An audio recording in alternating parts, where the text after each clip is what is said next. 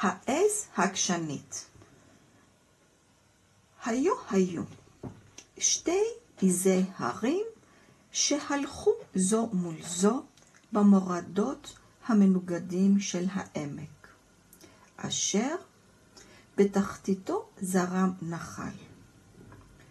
כדי לחבר בין שתי הגדות התלולות, בנו שוכני ההר מעל לנחל גשר מגזע עץ גדול.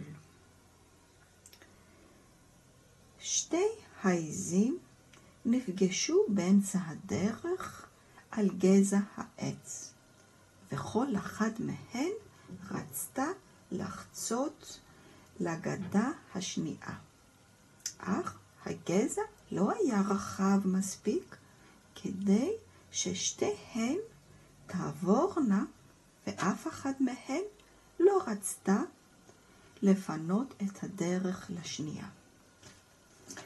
הן החלו להתקוטט, אך שתיהן לא זזו אפילו מילימטר. ממילים עברו למעשים, והעזים התחילו לריב, עד שלבסוף נפלו שתיהן מגזע העץ אל תוך הנחל שמתחתן. האם לא היה הרבה יותר פשוט לו הייתה אחת העזים אדיבה ונותנת לשנייה לעבור?